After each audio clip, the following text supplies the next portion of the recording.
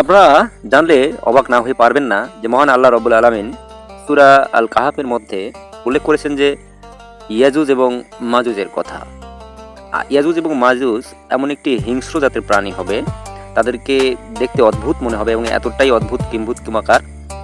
যা দেখলে মানুষ বিস্মিত হয়ে যাবে, এবং এগুলি এতটাই হিংস্র হবে যে সারা দুনিয়ার সমস্ত পানি খেয়ে শেষ করে দিবে এবং সারা দুনিয়াতে একটা ম্যাসাকার অবস্থা তারা চালাবে। মানুষজন ভয়ে এবং প্রায় মনুষ্য জাতি ধ্বংসের দিকে চলে যাবে এই ইয়াজুজ এবং মাজুজের ফিতনায় পড়ে। ইয়াজুজ এবং মাজুজকে বর্তমানে কিন্তু বাদশাহ জুলকারনাইন সীসা এবং তামা মিশ্রিত একটি ঢালাইয়ের মাধ্যমে তাদেরকে আটকিয়ে রেখেছে, কিন্তু শেষ জামানায় তারা কিন্তু বের হবে আল্লাহ তাআলার নির্দেশ অনুযায়ী, এবং দুনিয়ায় একটা প্রচণ্ড পরিমাণ ফিতনা তারা সৃষ্টি করবে, দুনিয়ার সকল পানি খেয়ে শেষ করে দেবে, দুনিয়াটাতে ম্যাসাকার অবস্থা চালাবে, লণ্ডভণ্ড করে দিবে। এর মতো অবস্থায় নবী ঈসা আলাইহিস সালাম তিনি তার অনুসারীদেরকে নিয়ে তুর পাহাড়ে অবস্থান করবেন এবং সেখান থেকে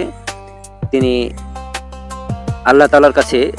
দোয়া প্রার্থনা করবেন যাতে এই ফিতনা থেকে আল্লাহ তাআলা তাদেরকে বাঁচিয়ে রাখেন। তো সে অবস্থায় আল্লাহ তাআলা তাদের মধ্যে ইয়াজুজ এবং মাজুজের মধ্যে একটা ভাইরাসের সৃষ্টি করে দেবেন এবং এই ভাইরাসের দ্বারা তারা আক্রান্ত হয়ে সকল ইয়াজুজ এবং মাজুজের যতগুলি প্রাণী আছে সবগুলি মারা যাবে, এবং মরার পর এত বড় বড় দেহ হবে যে সারা দুনিয়াতে এক বিন্দু জায়গাও থাকবে না তাদের দেহ ব্যতি রেখে। এবং এই দেহগুলিকে আল্লাহ তাআলা পরিষ্কার করার জন্য